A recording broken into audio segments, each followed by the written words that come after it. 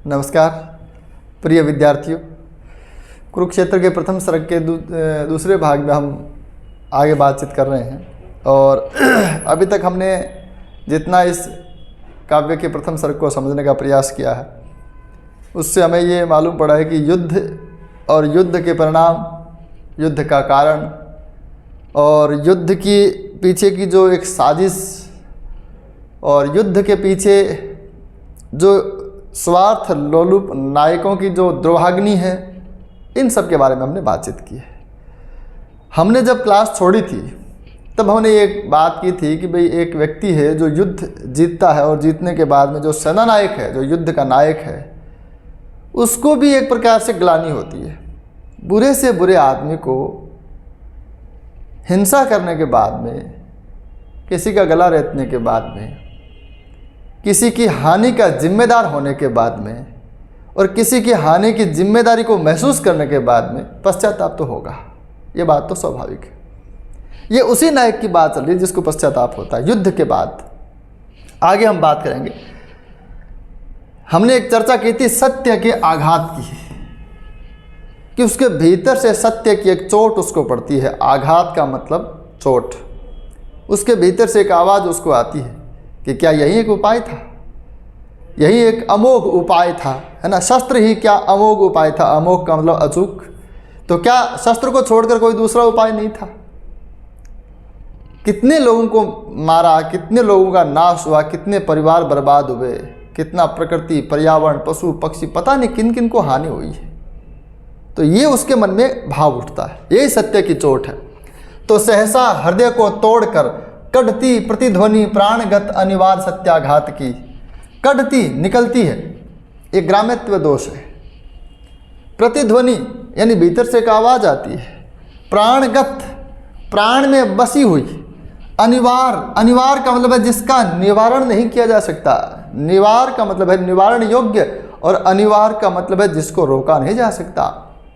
अनिवार्य सत्याघात की।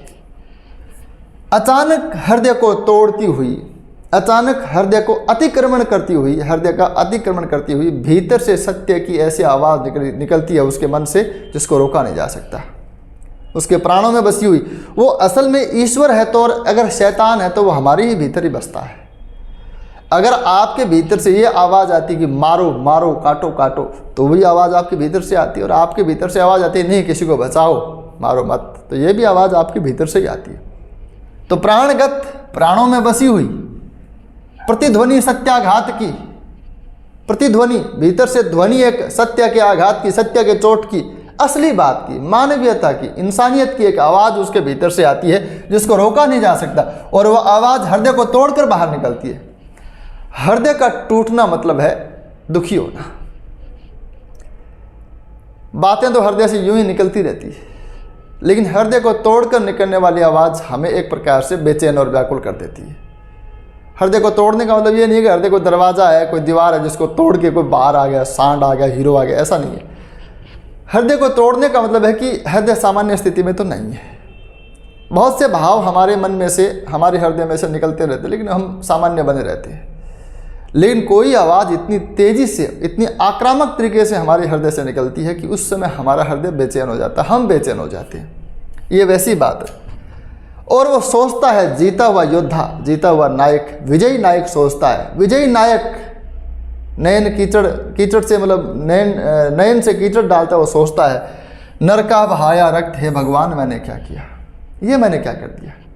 मैंने आदमी का रक्त बहाया, कितने मनुष्य मारे, और एक को नहीं मारा, एक को मारने के साथ 5 को मारा, एक को युद्ध भूमि में मारा, 4 को घर में मारा, है ना। नर का बहाया रक्त, हे भगवान मैंने क्या किया। लेकिन मनुज के प्राण शायद पत्थरों के हैं बने। अब कोई परीक्षा में पूछे तो पूछे ये बात किसने कही है, क्योंकि ये कथन है। कई बार ऐसा प्रश्न आता है ना कि ये कथन किसने कहा, तो आप ये पहचाने कि वास्तव में वहाँ कोई कह रहा है क्या, या कवि का सामान्य कथन है। तो ये एक विशेष कथन है। और विशेष कथन किसका है? जो युद्ध जीतने के बाद में अपने आप से लड़ रहा है उसका है, उस योद्धा का है, उस नायक का है, उस सेनापति का है, उस राजा का है, जो युद्ध जीतने के बाद में अपने से ही लड़ रहा है कि मैंने ये क्या कर दिया। लेकिन मनुष्य के प्राण शायद पत्थरों के हैं बने। कवि कहता है कि मनुष्य के शायद प्राण पत्थरों के बने हुए हैं। पत्थरों के बने होंगे मतलब क्या है? पत्थर के ऊपर संवेदना, करुणा, दया ये सब असर नहीं करती। हम बहुत बार इस शब्द का प्रयोग करते हैं कि वह पत्थर दिल है। पत्थर दिल होने का मतलब उसके ऊपर कोई भी प्रकार का भाव अब असर नहीं करेगा। लेकिन मनुष्य के प्राण शायद पत्थरों के है बने, इस दंश के दुख भूल कर, इस दंश का, कौन सा दंश? दंश का मतलब है घाव, पीड़ा, चोट। कौन से दंश को भूल जाता है? इस दंश को। अभी उसको पीड़ा हो रही है। मैंने बताया ना आपको, युद्ध जीतने के बाद वो जब देखता है युद्ध भूमि को, देखता है गाँव को, देखता है स्त्रियों को, देखता है रोते बिलखते बच्चों को, तो उसको पीड़ा होती है, जैसे अशोक को कलिंग विजय के बाद होती है। लेकिन जैसे वो राज दरबार में जाता है तो भूल जाता है। तो उस दंश को जो उसने समाज में, बच्चों में, सब में देखा है, महिलाओं में, पीड़ितों में, उस दंश के दुख को भूल कर होता समर आरूढ़, फिर से युद्ध भूमि में आरूढ़ होता है। फिर मारता मरता, फिर मारता है और मरता है, और विजय पाकर फिर बहाता अश्रु है। ये सर्कल है। फिर उसको क्रोध आता है, फिर उसके मन में शत्रुता के भाव पलते हैं, फिर वह मारता है, फिर ग्लानि करता है, फिर कुछ दिन बाद में भूल कर फिर शत्रुता पालता है, फिर बैर भाव पालता है। हर बार सोचता है आगे से नहीं करूँगा, लेकिन फिर करता है। यों ही बहुत पहले कभी कुरुभूमि में नरमेघ की लीला हुई जब पूर्ण थी, पीकर लहू जब आदमी के वक्ष का, वज्रांग पांडव भीम का मन हो चुका परिशांत था, और जब व्रत मुक्त केशी द्रौपदी मानवी अथवा ज्वलित जागृत शिखा प्रतिशोध की, दांत अपने पीस अंतिम क्रोध से आदमी के गर्म लोहू से चुपड़ रक्त वेणी कर चुकी थी केश की, केश जो 13 वर्ष से थे खुले। कवि ने कहा ऐसा ही एक युद्ध महाभारत का युद्ध हुआ था। बस इसी में कुछ बातें हैं। यूँ ही इसी प्रकार जैसे हम युद्ध की बात कर रहे हैं इतनी देर से, इसी प्रकार बहुत पहले कभी कुरुभूमि में, कुरुक्षेत्र में, ये नैरेटिव है, ये ब्यौरा है, ये वर्णन है। कुरुक्षेत्र में नरमेध की बजाय मेघ होगा, मनुष्य रूपी बादल की रूपक अलंकार है। लीला हुई जब पूर्ण थी, मनुष्य रूपी बादल की जब लीला पूर्ण हुई थी, यानी ऐसे ही मनुष्य और मनुष्य लड़े थे आपस में। कौरव और पांडव थे तो मनुष्य ही, एक ही जाति के, एक ही संतति है ना। पीकर लहू जब आदमी के वक्ष का, वज्रांग पांडव भीम का मन हो चुका परेशान था। वज्रांग, वज्र के अंग वाला जो पांडव भीम है, उसका मन किसी व्यक्ति के वक्ष का लहू पीकर जब शांत हो चुका था। जब दुशासन ने द्रौपदी का चीर हरण किया था, तब भीम ने यह प्रतिज्ञा की थी कि मैं इसकी छाती को चीर के इसका लहू पीऊंगा। ऐसी कई सारी प्रतिज्ञाएं हुई थी। तो पीकर लहू जब आदमी के वक्ष का, आदमी के छाती का खून पीकर वज्र के समान अंगों वाले पांडव भीम का जब मन शांत हो चुका था, इसका मतलब है जब युद्ध समाप्त हो चुका था। इसमें बहुत सारी अंतर कथाएं हैं जो आपको अगर नहीं मालूम हो तो भी आपको ज़्यादा फर्क पड़ेगा नहीं, लेकिन इतना निश्चित है कि ये बात तब की है जब युद्ध समाप्त हो चुका था। और जब व्रत मुक्त केशी द्रौपदी के केश खुल गए थे, जब उसको जुए में हारने के बाद में दरबार में ले जाया जा रहा था, जहाँ उसको निर्वस्त्र किया गया, वहाँ द्रौपदी ने अपने खुले हुए केशों को खुला छोड़कर एक व्रत लिया था, एक कसम खाई थी कि मैं इसको तब तक नहीं बांधूंगी, तब तक दुशासन के गर्म खून से इसको मैं चुपड़ नहीं लूँ, रंग नहीं लूँ, है ना। और जब व्रत मुक्त केशी द्रौपदी, व्रत मुक्त केशी है ना, ऐसे मुक्त केशों को रखने का व्रत लेने वाली द्रौपदी मानवी अथवा ज्वलित जागृत शिखा प्रतिशोध की, वह मानवी थी, अथवा प्रतिशोध की, बदले की भावना की जागृत शिखा, ज्वलित यानी जलती हुई, शिखा मतलब लपट।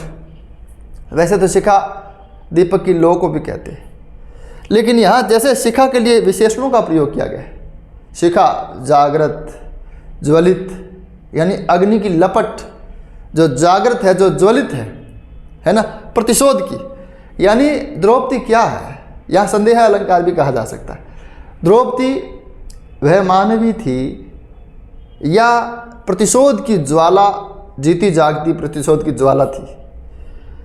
दांत अपने पीस अंतिम क्रोध से, उसने अंतिम बार क्रोध करते हुए अपने दांत पीसकर आदमी के गर्म लोहू से चुपड़ दुशासन के गर्म लोहू से चुपड़ कर रक्त वेणी कर चुकी थी केश की। रक्त वेणी का मतलब है खून में डुबोकर चोटी गूंथना। वेणी का मतलब चोटी होता है। रक्त वेणी कर चुकी थी केश की, केश जो 13 बरस से थे खुले, जो 13 बरस ने उसने, क्योंकि 12 वर्ष उन्होंने वनवास काटा और 1 वर्ष अज्ञातवास, तो 13 वर्ष के बाद में युद्ध हुआ था। तो कुल मिला के बात यह है कि युद्ध अब समाप्त हो चुका है। और जब पविकाए पांडव भीम ने द्रोण सुत के शीश की मणि छीन कर हाथ में रख दी प्रिया के मग्न हो 5 नन्हे बालकों के मूल्य सी, कौरवों का श्राद्ध करने के लिए याकिरों ने को चिता के सामने, शेष जब था रह गया कोई नहीं, एक वृद्धा एक अंधे के सिवा। और जब पविकाय, पविकाय का मतलब है वज्र के समान, पांडव भीम ने द्रोण सुत का मतलब है अश्वत्थामा। यहाँ से इस प्रकार से कुछ शब्द आ सकते हैं, जैसे अभी हमने बात की पविकाय का अर्थ क्या है, या पविकाय शब्द किसके लिए आया है, या वज्रांग शब्द किसके लिए आया है, व्रत मुक्त केशी कौन है, 13 बरस से केस किसके खुले, ऐसे कोई बहुत हल्के हल्के प्रश्न भी आ सकते हैं। कई बार बहुत अच्छे प्रश्न भी आते हैं, जैसे कौन रो रहा है वहाँ पे इतिहास के अध्याय पे, तो वहाँ पे एक बार प्रश्न आया था ऐसा ही कि कौन है जो इतिहास के अध्याय पर रोता है, तो सत्य है या युधिष्ठिर है, कौन रोता है, तो फिर उसमें दोनों ही ऑप्शन आ गए थे।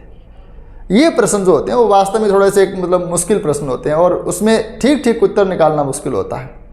हालांकि हम ये कहते हैं कि वो प्रत्येक व्यक्ति होता है जो युद्ध की विभीषिका को झेलता है।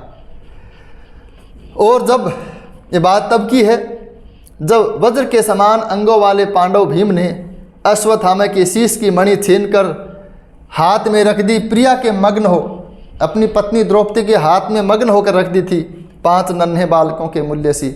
ऐसा लगता था जो वो मणि नहीं है, 5 नन्हे बालकों का मूल्य है, क्योंकि 5 नन्हे बालकों को, गर्भस्थ शिशुओं को भी अश्वत्थामा ने अपना जो ब्रह्मास्त्र है वो चलाकर उनकी हत्या की थी। युद्ध अब समाप्त हो गया है। कौरवों का श्राद्ध करने के लिए याकिरों ने, थोड़ा सा मैं अब स्पीड में चलूँगा क्योंकि पहले भाग में हमने काफ़ी चर्चा कर ली है, तो उससे थोड़ा सा कंसेप्ट वो क्लियर हुआ होगा। कौरवों का श्राद्ध करने के लिए याकिरों ने को चिता के सामने, शेष जब था रह गया कोई नहीं, एक वृद्धा गांधारी एक अंधा धृतराष्ट्र के सिवा। कौरवों का श्राद्ध करने के लिए या उनकी चिता के सामने रोने के लिए एक गांधारी और धृतराष्ट्र को छोड़कर कोई बाकी नहीं रह गया था। युद्ध समाप्त हो चुका था। और जब तीव्र हर्ष निनाद उठकर पांडवों के शिविर से, ये शब्द आप पकड़ लो, हर्ष निनाद। हर्ष का मतलब है प्रसन्नता, खुशी, और निनाद का मतलब है स्वर, ध्वनि, आवाज़, एक गूंज। निनाद का मतलब गूंज भी होता है। तो हर्ष निनाद का मतलब हो गया प्रसन्नता की खुशी, है ना। बहुत खुशी में लोग हुंकार करते हैं, खुशी में लोग अट्टहास करते हैं, ठहाके लगाते हैं, वो हर्ष का स्वर है। तो हर्ष निनाद का मानवीकरण बड़ा ही गजब तरीके से हो गया। हंसी का जो स्वर है, प्रसन्नता का जो स्वर है, प्रसन्नता की जो गूंज है, असल में क्या स्वर में वो बात नहीं है। स्वर कोई एक ध्वनि हो सकती है, लेकिन यहाँ सामूहिक है। पांडव और उनके साथी सब खुशियाँ मना रहे हैं। तो आप समझ सकते हैं कि किस प्रकार, जैसे मान लीजिए कोई 40,000 50,000 की संख्या में भरा हुआ कोई स्टेडियम और वहाँ पे कोई मतलब आखिरी बॉल पर जीतने के लिए 6 रन चाहिए और लास्ट बॉल पे कोई छक्का मार दे, तो स्टेडियम में जो गूंज उठती है वो हर्ष निनाद होता है। हम इससे समझ सकते हैं आप। अब ये एक खास बात है कि जब एक पक्ष युद्ध जीतता है तो युद्ध जीतने के बाद में दूसरा पक्ष ऐसा होना चाहिए जो हार मान ले। कुरुक्षेत्र की खास बात है कि हार मानने वाला पक्ष जिंदा ही नहीं है। विपक्ष मुक्त कुरुक्षेत्र है ये, है ना, विपक्ष मुक्त, यहाँ कोई विपक्ष नहीं है। तो फिर पक्ष किस पे गर्व करे? पक्ष सिंहासन पे बैठ के किसको जलाए, किसके हृदय को साले? ये बड़ी गौर करने की बात यह है कि अचानक आप कभी किसी देश के राजा बन जाए और सिंहासन पे बैठ जाए और नीचे प्रजा नहीं हो, तो फिर राजा बनना व्यर्थ है। तो जीत और विजय का स्वाद भी तभी है जब हार मानने वाले लोग दुखी हों, उनके चेहरों को हम देखें और तब हम गर्व करें कि हम हैं जीते हुए और तुम हारे हुए। लेकिन कौरवों में अब कोई बचा नहीं।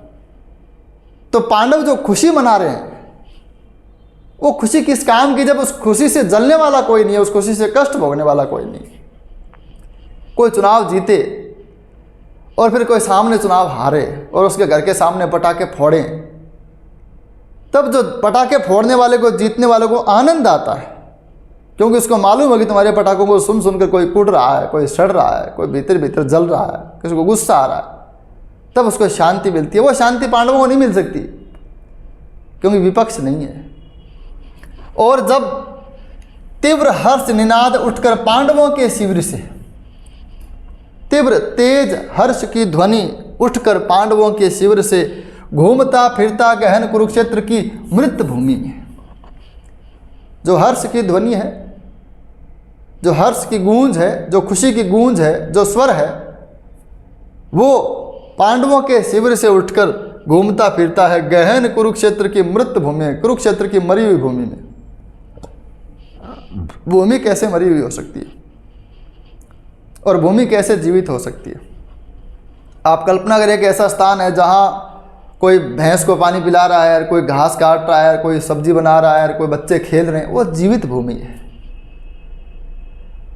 और एक ऐसी भूमि है जहाँ कोई दिखता ही नहीं है ना, न कोई, हो सकता है कोई मतलब घास फूस पड़े हो, या ऐसा लगता है कि बहुत दिनों से कोई व्यक्ति यहाँ पे आया ही नहीं है, बहुत दिनों से कोई मतलब साफ सफाई भी नहीं हुई है, न यहाँ कोई रात को सोया है, न कोई पानी बिखरा हुआ है, न कोई आग सिलगुई हुई है, ऐसा कुछ भी नहीं है। हम कभी कभी कहते हैं मरघट की सी मुर्दा शांति, तो वहाँ जीवन नहीं। तो कुरुक्षेत्र में वहाँ लाशें पड़ी हैं, है ना, हो सकता है वो कराहता होगा कभी कभी, बाकी तो सब मृत हैं।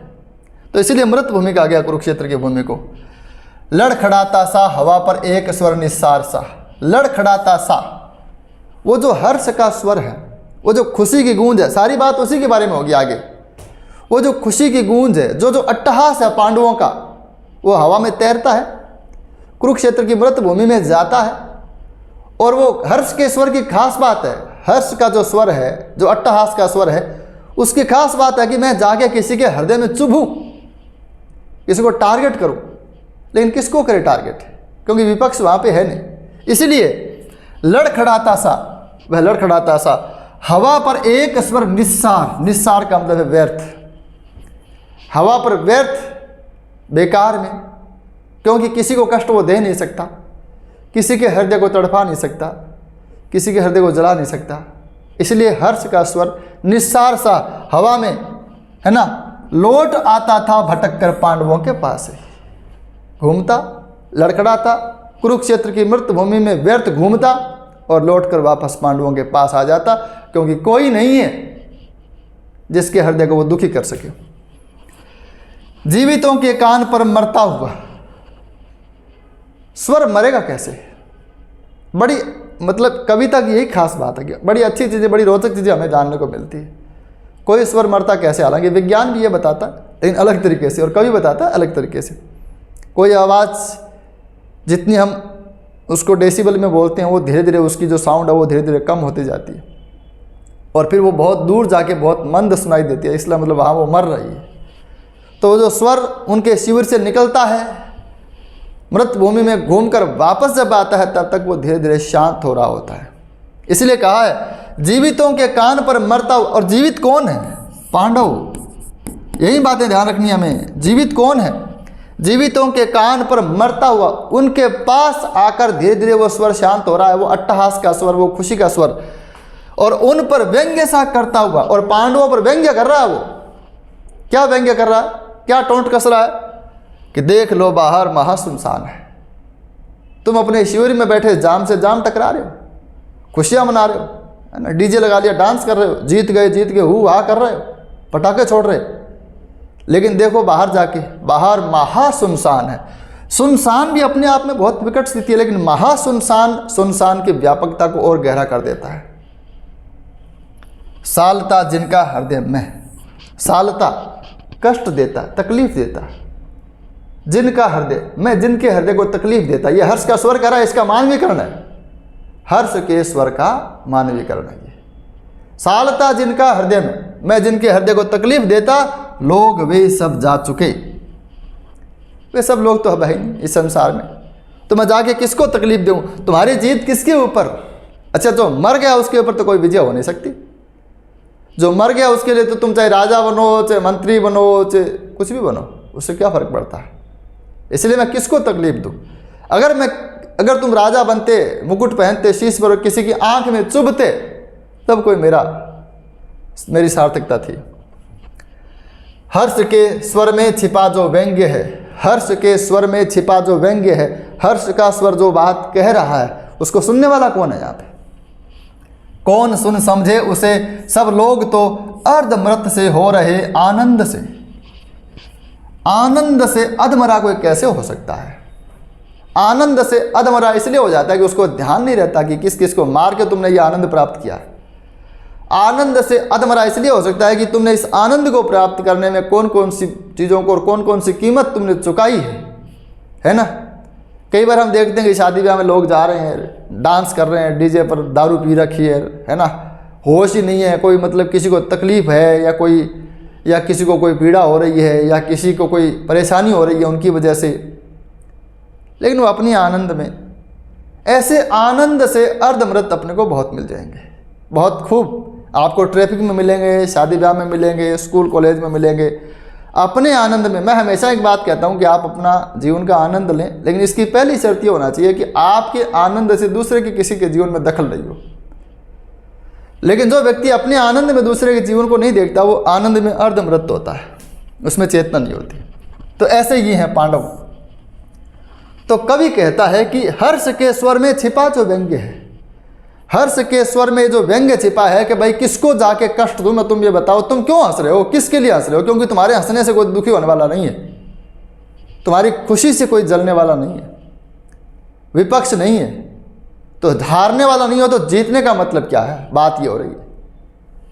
इसलिए कवि कहता है कौन सुन समझे उसे, उस व्यंग्य को कौन समझे? सब लोग तो अर्धमृत से हो रहे आनंद में, क्योंकि वो मस्त हो रहे हैं अपने आनंद में, अपनी खुशी में। जय सुरा की सनसनी सी चेतना निष्पन्द है। सुरा से बहुत लोगों की चेतना है वो निष्पन्द हो जाती है। शराब पीने से आदमी शून्य में आ जाता है, लेकिन यहाँ उन्होंने कौन सी शराब पी है? जय सुरा, विजय की शराब। विजय आदमी नहीं है ना, विजय वाले जीत की शराब, ठीक है, रूपक अलंकार। जय सुरा की सनसनी से, विजय की जो मदिरा है, अगर आदमी कोई बोतल 2 बोतल पिए तो हो सकता है सुबह तक होश में आ जाए, लेकिन ये जो जीत की सुरा है, इसका नशा बहुत आगे जाके उतरेगा, बहुत लंबे समय तक रहेगा। कोई आदमी में धन का नशा हो, कोई आदमी में मतलब पद का नशा हो, किसी आदमी में जीत का नशा हो, तो उसकी खुमारी वर्षों तक रहती है। बहुत बार तक मतलब कहा ये कनक कनकते सौगुनी मादिकता अधिकार। तो जय सुरा की सनसनी से, उसकी सनसनी से, उसके नशे से चेतना निष्पन्द है। पांडवों की चेतना निष्पन्द हो गई है, पांडव चेतना शून्य हो गए हैं, इसलिए वो हर्ष के स्वर में जो व्यंग्य है उसको सुन नहीं पा रहे। किंतु इस उल्लास जड़ समुदाय में, देखो बड़ी विरोधाभासी बात कही है यहाँ पे, उल्लास जड़ समुदाय में, समुदाय का मतलब है सोसाइटी, समाज, एक कम्युनिटी। उल्लास जड़, उल्लास में है लेकिन जड़ है, कैसे हो सकता है जी? उल्लास में होने के बावजूद जड़ कैसे हो सकता है? उल्लास में तो इसलिए है कि जीत का जश्न मना रहे हैं, गा रहे हैं, नाच रहे हैं, कूद रहे हैं, शराब पी रहे हैं। जड़ इसलिए है क्योंकि हर्ष के स्वर को सुन नहीं पा रहे, बात जो असल है उसको सुन नहीं पा रहे, इसलिए कहा गया उल्लास जड़, ठीक है। किंतु इस उल्लास जड़ समुदाय में, इस सोने लोगों की भीड़ में, इस खुशी से पागल हुए लोगों की भीड़ में एक व्यक्ति है जो इसका स्वर सुनता है। एक ऐसा भी पुरुष है जो विकल, जो बड़ा बेचैन है, बोलता कुछ भी नहीं पर रो रहा, वह बोलता नहीं है लेकिन रो रहा है, मग्न चिंतालीन अपने आप में वह मग्न और चिंतालीन हो रहा है। यहाँ से कोई प्रश्न पूछ सकता है कौन है ये? तो युधिष्ठिर है। और युधिष्ठिर सोचता है। अब ये जो बात है वो किसकी है, थोड़ी सी ये ध्यान रखने की बात है। कई बार मैं भूल भी जाऊंगा कि यहाँ से ऐसे प्रश्न उठ सकता है, लेकिन आप अपनी जो उसमें जो आपके पास PDF है, नोट्स होंगे आपके पास, उसमें लिख लें कि भाई ये स्वर किसका है, ये किसने कही बात, ये किसने नहीं कही। सत्य ही तो जा चुके सब लोग हैं, युधिष्ठिर सोचते हैं बात। युधिष्ठिर सोचते हैं कि सत्य ही तो जा चुके सब लोग हैं, दूर ईर्ष्या द्वेष हाहाकार से, मर गए जो वे नहीं सुनते इसे, हर्ष का स्वर जीवितों का व्यंग्य है। पहली बात तो कोई भी स्वर हो वो जीवितों के लिए है, मरने वालों के लिए नहीं है। कोई भी पद, ईर्ष्या, द्वेष आदि जो भाव हैं, जितनी भी चीज़ें सांसारिक हैं, वो सब जीवितों के लिए हैं, मरने वालों के लिए नहीं है। इसलिए वो युधिष्ठिर मन में सोचते हैं कि सत्य की जो हर्ष के स्वर की जो बात है वो बिल्कुल वास्तव में सही है। सत्य ही तो जा चुके सब लोग हैं, दूर ईर्ष्या द्वेष हाहाकार से। कौन कौरव, कौन मरने वाले, कौन शत्रु, कौन विपक्ष, हारने वाले, ये सब उत्तर आ सकते हैं इसमें। ये सब लोग यहाँ से दूर जा चुके हैं और मर गए जो वे नहीं सुनते इसे, और जो मर गए वो इसको सुनते नहीं। सत्य का हर्ष का स्वर जीवितों का व्यंग्य है। हर्ष जो बात कह रहा है वो जीवितों के लिए व्यंग्य है, वो जीवितों के लिए चोट की बात है। स्वप्न सा देखा, अब कल्पना कर रहे हैं युधिष्ठिर, वो कल्पना कर रहे हैं कि जैसे सामने आके सुयोधन खड़ा हो गया। सुयोधन शब्द वो दुर्योधन के लिए आया है, ये भी ध्यान रखें। जैसे सामने आके सुयोधन खड़ा हो गया, एक वार्तालाप हो रहा है सारा युधिष्ठिर की कल्पना में। लेकिन अब कुछ बातें ऐसी आएंगी जो सुयोधन कहेंगे। स्वप्न सा देखा, सुयोधन कह रहा, युधिष्ठिर ने एक सपना सा देखा, जैसे लगा कि सुयोधन जैसे कह रहा हो, ओ युधिष्ठिर सिंधु के हम पार हैं, ओ युधिष्ठिर सुनो हम सागर के इस पार हैं, और तुम चढ़ाने के लिए जो कुछ कहो किंतु कोई बात हम सुनते नहीं। देखो आदमी तालाब के किनारे खड़ा हो ना, एक इधर खड़ा हो और एक उधर खड़ा हो, तो आवाज़ दे तो सुनाई दे सकती है दूसरे किनारे तक। लेकिन कोई समुद्र के इस किनारे पर खड़ा होकर दूसरे किनारे के व्यक्ति को आवाज़ दे तो सुनाई नहीं देगी। दुर्योधन कहते हैं कि जो तुम कर रहे हो, चाहे तुम जश्न मनाओ, चाहे कुछ भी करो, लेकिन उसका हमारे ऊपर असर नहीं पड़ेगा, क्योंकि हम सागर के इस पार हैं, और तुम चढ़ाने के लिए जो कुछ कहो किंतु कोई बात हम सुनते नहीं, क्योंकि कोई भी बात हम पर लागू नहीं होती। ये एक उदाहरण है। हालांकि वो कहते हैं हम भाई बात यह कि हमारी मृत्यु हो चुकी है, और हम जैसे सागर के उस पार कोई व्यक्ति हो उसको सुनता नहीं है, उसके ऊपर असर नहीं होता, उसी प्रकार हम पर अब तुम्हारी कोई बातों का असर नहीं होगा। तुम्हारी उछल कूद, तुम्हारी प्रसन्नता, उससे हमें कोई फर्क नहीं पड़ेगा। हम वहाँ पर हैं जहाँ महाभारत, जहाँ हम वहाँ पर हैं महाभारत, जहाँ दिखता है स्वप्न अंत है शून्य सा, जो घटित सा तो कभी लगता मगर, अर्थ जिसका अब न कोई याद है, आ गए हम पार तुम उस पार हो, यह पराजय या कि जय किसकी हुई, व्यंग्य पश्चाताप अंतर्दाह का, अब विजय उपहार भोगो चैन से। हम वहाँ पर हैं महाभारत, जहाँ दिखता है स्वप्न अंत है शून्य सा।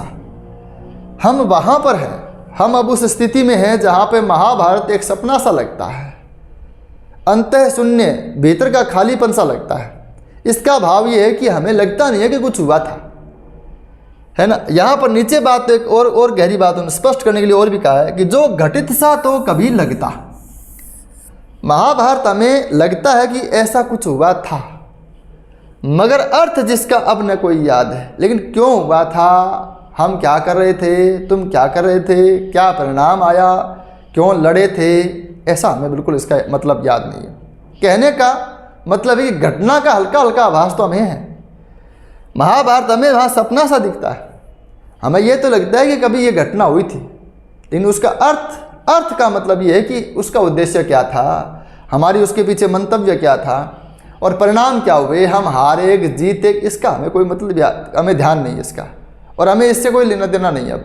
अब हमें उसके बारे में हम कोई सोच भी नहीं रहे। ठीक है, आ गए हम पार, हम मृत्यु के इस पार आ गए, तुम उस पार हो, यह पराजय या कि जय किसकी हुई। अब देखो तुम्हें क्या मिला, तुम्हें मिला व्यंग्य, पश्चाताप, अंतर्दाह, भीतर की जलन, और हमें क्या मिला, हमें निर्द्वेष, राग द्वेष से मुक्ति, कोई अपना पराया नहीं, कोई हार जीत की फीलिंग नहीं, ये सब हमें मिला। तो हमें मिला सुकून और तुम्हें मिला दुख। ठीक है, तो ये बताओ फिर ये किसकी हुई पराजय या जीत किसकी हुई।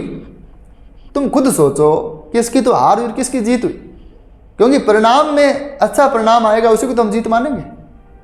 अगर कोई आदमी बहुत बड़ी कीमत चुकाकर बहुत छोटी चीज़ पा ले तो हम उसको जीत थोड़ी मानेंगे। तो तुमने बहुत बड़ी कीमत चुकाई है, ये जो राज्य तुमने पाया है।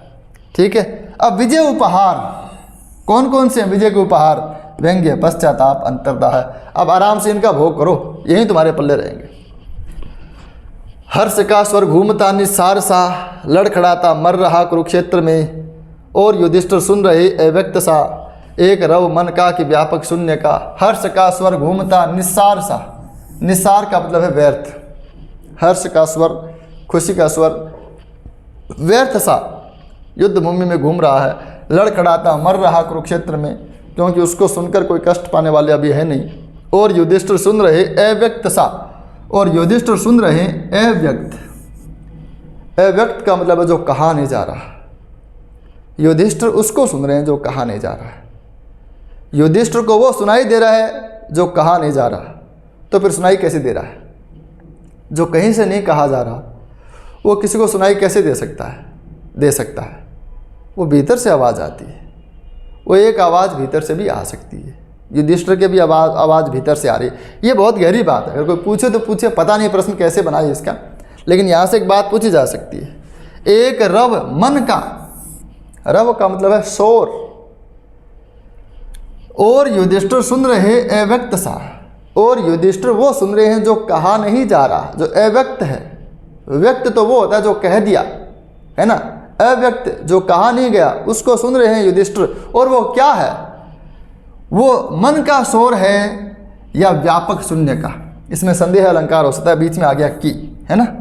एक रव मन का, क्या वो मन का शोर है? रव का मतलब आवाज़, आपने शब्द सुना ना, कलरव, ठीक है। रव का मतलब आवाज़ होता है। व्यापक शून्य का, या जो ये व्यापक सन्नाटा फैला हुआ है, ये इतना विस्तृत जो खालीपन है, शून्य का मतलब खालीपन, ये इतने व्यापक सन्नाटे का, इतने विस्तृत खालीपन का शोर है, या मन के भीतर से आने वाली आवाज़ है, पता नहीं क्या है, लेकिन वो ऐसा कुछ सुन रहे हैं जो कोई उसको कह नहीं रहा, ठीक है। रक्त से सिंचकर समर की मेदनी, हो गई है लाल नीचे कोस भर, और ऊपर रक्त की खरधार में तैरते हैं अंग रथ गजबाजी के। देखो ये विभत्स रस का यहाँ पे परिपाक हुआ है। रक्त से सिंचकर समर की मेदिनी, समर का मतलब है युद्ध भूमि, मेदिनी का मतलब है पृथ्वी। रक्त से सिंचकर यानी खून से सिंचित होकर युद्ध भूमि की पृथ्वी हो गई है लाल नीचे कोस भर तक नीचे लाल हो गई है। इतना खून कुरुक्षेत्र की भूमि में बहा है कि नीचे अगर आप एक कोस तक धरती को खोदें गहराई में तो भी वो लाल आपको मिलेगी। और ऊपर, और धरती के ऊपर क्या है? रक्त की, खून की खर तेज यानी प्रखर धारा में, और ऊपर रक्त की तेज धारा में तैरते हैं अंग तैर रहे हैं। किस किस के? रथ के, हाथी के, घोड़ों के, है ना। किसी का पैर कटा हुआ, किसी का सिर कटा हुआ, किसी की पूंछ कटी हुई, किसी की सूंड कटी हुई, कहीं पहिया, ऐसे मतलब खून की धारा बह रही है और खून की धारा में ये सब तैर रहे हैं, ठीक है।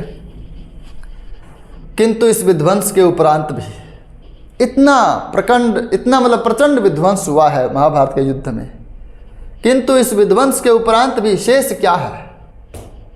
अब बचा क्या है?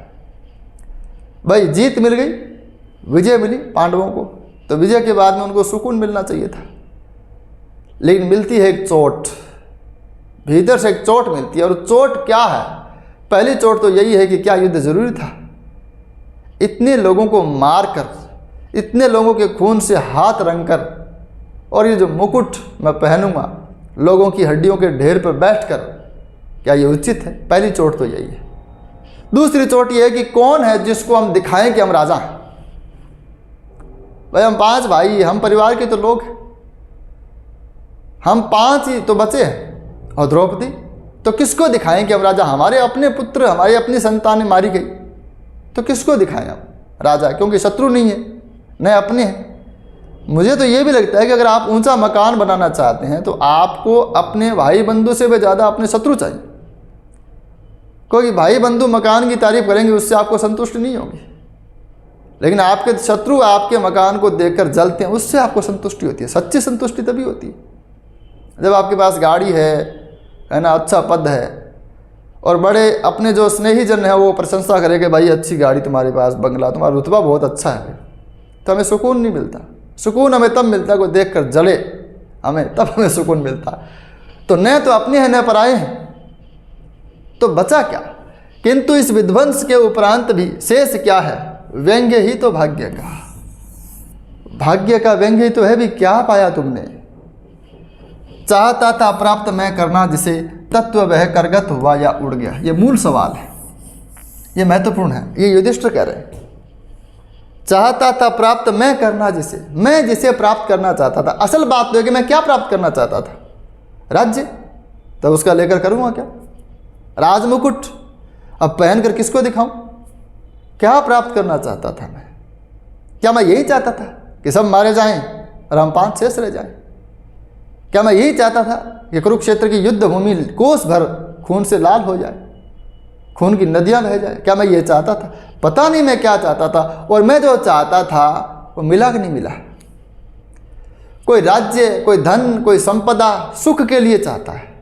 मुझे लगता है कि अंतिम लक्ष्य उसका सुख रहा होगा कि इससे सुख मिलेगा। तो क्या सुख मिला? सुख तो नहीं मिला। तो युधिष्ठिर यही बात सोच रहे हैं। युधिष्ठिर नहीं कह रहे कि मिला नहीं मिला। युधिष्ठिर किसी निष्कर्ष पे नहीं है। युधिष्ठिर शंकाकुल हृदय के व्यक्ति हैं। ये हमने शुरुआत में बात की है। चाहता था प्राप्त मैं करना जिसे, मैं जिसे तत्व को प्राप्त करना चाहता था, क्या वह मेरे हाथ में आया? करगत, हाथ को प्राप्त, है ना? करगत, हाथ को प्राप्त।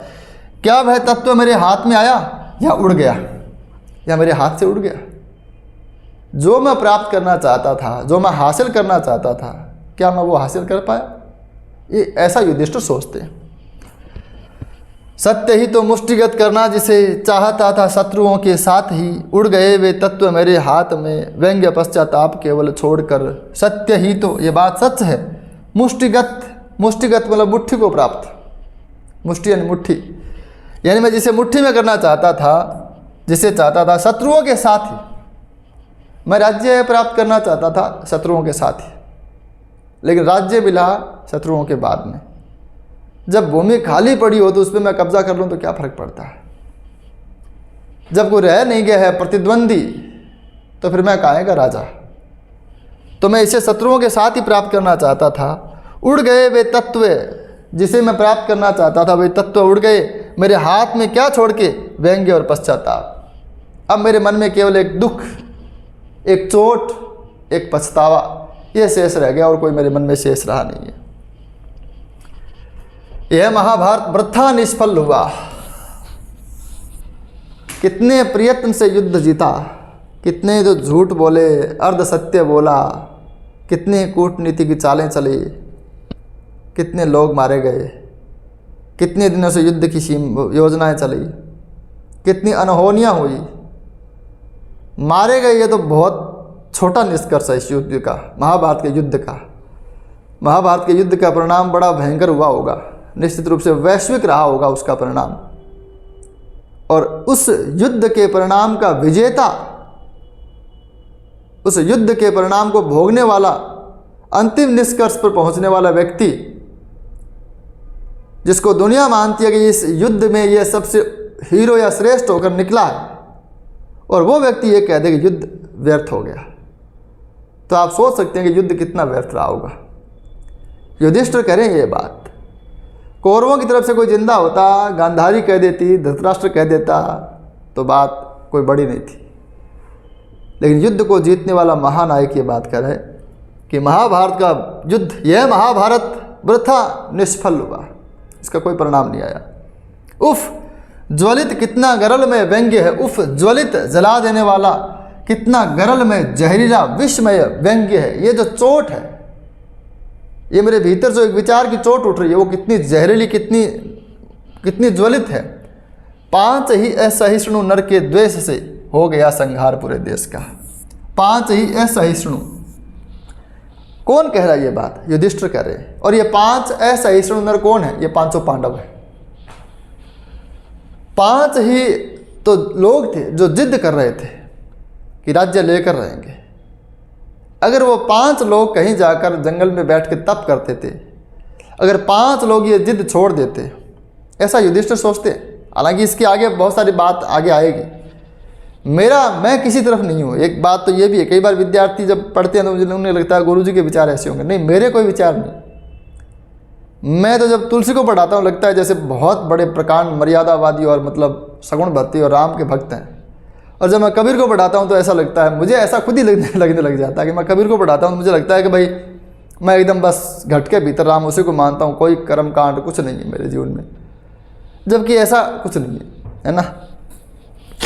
जब भी मैं कोई रचना पढ़ाता हूँ तो थोड़ा सा उस ओर हो लेता हूँ, इतना तो करना पड़ता है। तो 5 ही असहिष्णु नर के द्वेष से, 5 असहिष्णु लोगों की द्वेष भावना से पूरे देश का संहार हो गया। तो पूरे देश के संहार का जिम्मेदार अपने आप को मानते हैं युधिष्ठिर। और 5 में सबसे अधिक जिम्मेदार कौन है? युधिष्ठिर, जाहिर सी बात है। तो इसलिए पश्चाताप, और एक बात यह भी है, मैंने पहले भी कहा था कि विवेकशील व्यक्ति ही पश्चाताप करता है, चिंतन करता है, सोचता है। अपने किए पर पुनर्विचार करने का काम, अपने किए पर चिंतन करने का काम केवल विवेकशील व्यक्ति कर सकता है, विवेकहीन व्यक्ति नहीं कर सकता। 4 पांडव जो जोश में हो, मतलब उत्साह में, अपने जश्न में मग्न है, वही युधिष्ठिर ये बात सोच रहे हैं कि 5 लोगों की भूख ने पूरे देश को मार डाला। और 5 में सबसे जिम्मेदार कौन है? मैं हूं, क्योंकि मैं सोचता हूं। यह भी समाज की बड़ी खास बात है कि जो जिम्मेदार है वही चिंतन में चिंता उसी को होती है जो जिम्मेदार है, गैर जिम्मेदार को चिंता भी नहीं होती। द्रौपदी हो दिव्य वस्त्र अलंकृता, और हम भोगे अहम में राज्य यह, पुत्र पतिहीना इसी से तो हुई, कोटि माताएं करोड़ों नारियां। अब द्रौपदी रानी बने और दिव्य वस्त्रों से अलंकृत हो जाएगी, कोई बात नहीं। और हम भोगें अहम में अहंकारमय राज्य यह, और हम अहंकारी होकर गर्व के साथ, घमंड के साथ इस राज्य का भोग कर लेंगे, कोई बात नहीं। पुत्र पतिहीना इसी से तो हुई, लेकिन ये जो इच्छा हमारी है कि द्रौपदी रानी बने और हम राजा बने, इसी इच्छा के कारण कितनी ही माताएं और करोड़ों नारियां पुत्र और पति से हीन हो गई। कितनी ही माताएं, कितनी करोड़ों नारियां केवल इसी इच्छा के कारण हीन हो गई, अपने पुत्र और पतियों से हीन हो गई। तो इच्छा तो हमारी है, हमारी व्यक्तिगत, कि द्रौपदी रानी बने और हम राजा बने, राज्य का भोग करें, बड़े गर्व के साथ सिंहासन पे बैठे। लेकिन वो जो 500 किलोमीटर दूर आदमी बैठा है ना, वो मारा गया, उसके घर में उसकी विधवा माँ है और उसकी पत्नी है, वो भी विधवा हो गई है, बच्चे उसके छोटे छोटे हैं, उसका क्या दोष है? वो उसकी पत्नी, उसकी माँ क्या दिव्य वस्त्र अलंकृता हो सकती है? उसके छोटे छोटे बच्चे क्या राज्य का भोग कर सकते? उनको क्या मिला, है ना? ये सोच युधिष्ठिर को अब सता रही। रक्त से छाने हुए इस राज्य को,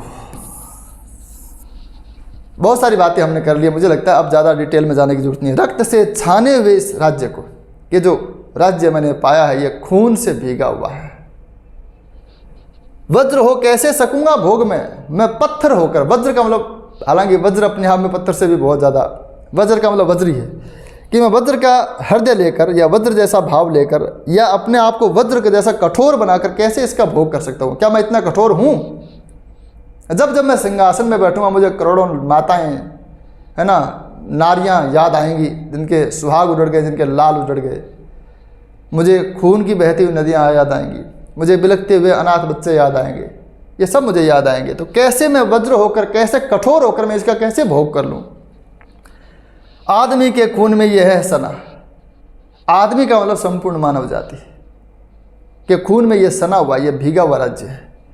और इसमें है लहू अभिमन्यु का, सबसे खतरनाक बात अब आती है इसकी, और इसमें अभिमन्यु का भी खून मौजूद है। अब जब ये बात आती है दिमाग में, अभी तक तो वो केवल समाज के बारे में सोच रहे थे, प्रजा के बारे में सोच रहे थे, पड़ोसी के बारे में सोच रहे थे, सगों के बारे में नहीं सोच रहे थे, अपनों के बारे में नहीं सोच रहे थे। अपना अपना होता है, अपने तो अपने होते हैं, ये बात सही है बिल्कुल। तो अभी तक तो उन्होंने सोचा जन सामान्य के लिए, प्रजा के लिए, लेकिन जैसे उसने कहा अच्छा इसमें तो अभिमन्यु का खून भी है, अचानक एक बहुत बड़ा झटका लगता है युधिष्ठिर को। और वास्तव में उनको तब यह मालूम होता है कि जो कीमत चुकाई है वो इतनी बड़ी है कि जिसको सोचा नहीं जा सकता। हालांकि वो प्रजा की नुकसान को लेकर भी, आम जनता के नुकसान को लेकर भी ये सोच रहे थे कि बहुत बड़ी कीमत मैंने इस राज्य के लिए चुका दी है। लेकिन जैसे अभिमन्यु का नाम उस लिस्ट में आता है, उस सूची में आता है, मारे जाने वालों की सूची में अभिमन्यु का नाम आते ही, मैं अभी कह रहा था पिछली क्लास में कि जैसे किसी दूसरे के घर में शहीद होता है तो हम उसको कहते हैं शहीद अमर रहे, नारे लगाते हैं, उसको एक मतलब फंक्शन के रूप में लेते हैं हम। लेकिन वही शहीद अपने घर में हो जाए, तो एक्सीडेंट हो जाए, तो हम अखबार पढ़ के एक्सीडेंट को कहते हैं यार आजकल क्या चलाने का पता ही नहीं है, किसी को ओवरटेक करते हैं, ऐसे मतलब नए नए छोरों को कार चलानी आती नहीं, ऐसे हम भाषण देते हैं। अपने घर में हो जाए तो जब हमारी जो मतलब दूसरी जगह वो जब होती है तो वो घटना है, और वही हमारे साथ हो जाए तो हादसा हो जाता है। ये बड़ी फर्क करने वाली चीज़ है। तो जैसे उनको याद आया कि इसमें है लहू अभिमन्यु का, वज्र सा कुछ टूटकर स्मृति से गिरा। अचानक उनको याद आया कुछ, इसका मतलब तो इतना है, लेकिन वो याद जैसे कोई स्मृति कोई भंडार हो और उसमें थोड़ी सी बात टूटकर उनके दिमाग में आ गई हो, वज्र के समान चोट करती हुई, बड़ी गहरी। दब गए कौन्तेय दुर्वह भार से, कौन्तेय का मतलब है युधिष्ठिर, दुर्वह सहन नहीं किया जा सकता ऐसा भार, ऐसे भार से दब गए वो कि मैं केवल प्रजा की हत्या का जिम्मेदार नहीं हूँ, मैं अपनों की हत्या का जिम्मेदार भी हूँ। हमारी खुद की औलाद मारी गई है इस युद्ध में, ये बहुत बड़ा मूल्य हमने इस युद्ध में इस राज्य के लिए चुकाया है। दब गई वह बुद्धि जो अब तक रही, खोजती कुछ तत्व रण के भस्म में। रण के भस्म में, अब युद्ध भूमि में बचा क्या? राख। युद्ध भूमि में क्या? हड्डियां, रक्त, कटे हुए अंग। और अभी तक वो चिंतन कर रहे थे। अभी तक हमने देखा है कि युधिष्ठिर बार बार चिंतन कर रहे हैं कि क्या कुछ है, क्या मेरे हाथ आया वो तत्व जिसको मैं पाना चाहता था, मुट्ठी में करना चाहता था, या वो उड़ गया, क्या कुछ युद्ध से हासिल हुआ। अभी तक वो सोच रहे, लेकिन जैसे ही अभिमन्यु का नाम आता है सोचने की शक्ति भी बंद हो जाती है, सोचना भी बंद। इसलिए वो लिख रहे हैं कवि कि दब गई वह बुद्धि, अब वो बुद्धि दब गई जो अब तक रही खोजती कुछ तत्व रण के भस्म में। राख में भी वो टटोल रहे थे। युधिष्ठिर जानते हैं कि युद्ध भूमि के बाद में जो बची है वो राख है, कोई काम की वस्तु नहीं है। क्या पाया ऐसा युद्ध करके, लेकिन अभी तक राख में भी हाथ मार रहे थे। हो सकता है कोई काम की चीज़ मिल जाए, लेकिन जैसे ही स्मृति में आया कि अभिमन्यु भी इसी युद्ध में मारे गए और हमने छोड़ा, हमने आगे किया उसको,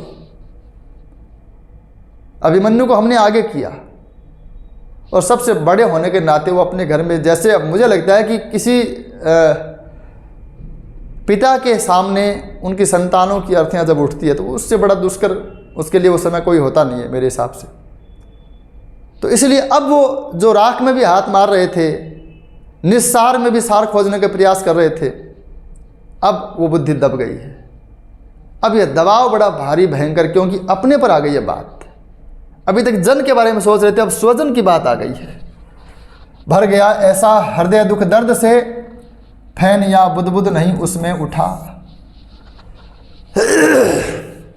अगर कोई ऐसा पानी हो जो हल्का हो, हल्का मतलब क्या कहेंगे उसको, जैसे मतलब झीना हो, तो उसमें क्या झाग उठते हैं, लहरें उठती है। लेकिन पानी अगर इतना गाढ़ा हो जाए, वो गाद की तरह हो जाए, कीचड़ की तरह हो जाए, है ना, उसमें न तो झाग उठते न लहर उठती है, न बुलबुले उठते।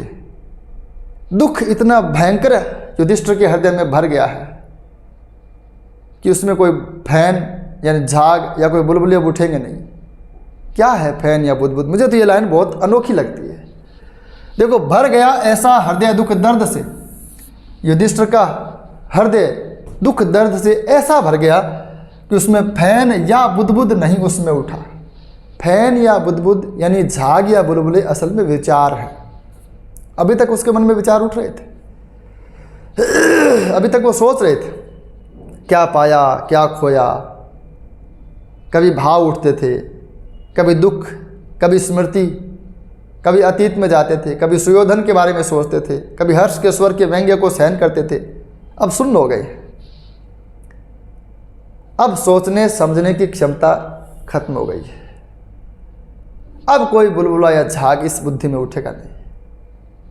अब कोई विचार या कोई भाव इस हृदय में उठेगा नहीं, क्योंकि दुख या दर्द का इतना गहरा पानी उसमें भर चुका है, इतना गाढ़ा पानी उसमें भर चुका है कि गाढ़े पानी में बुलबुले और झाग नहीं उठते। ये गौर करने की बात है। बड़ा चमत्कारी प्रयोग यहाँ पे उन्होंने किया। खींच कर उच्छ्वास, एक लंबी सांस खींचकर बोले सिर्फ वे सिर्फ इतना कह पाए, पार्थ हे अर्जुन, मैं जाता पितामह पास हूँ, मैं पितामह के पास जाता हूँ। ये किसने कहा? युधिष्ठिर ने कहा। किससे कहा? अर्जुन से। किसके पास जा रहे हैं? भीष्म पितामह के पास जा रहे हैं। और हर्ष निनाद अंतः शून्य सा, और हर्ष का स्वर भीतर के खालीपन सा लड़खड़ाता मर रहा था वायु में, और वायु में लड़खड़ाता हुआ मर रहा था, उसको सुनने वाला कोई नहीं था। आज इतना ही, धन्यवाद।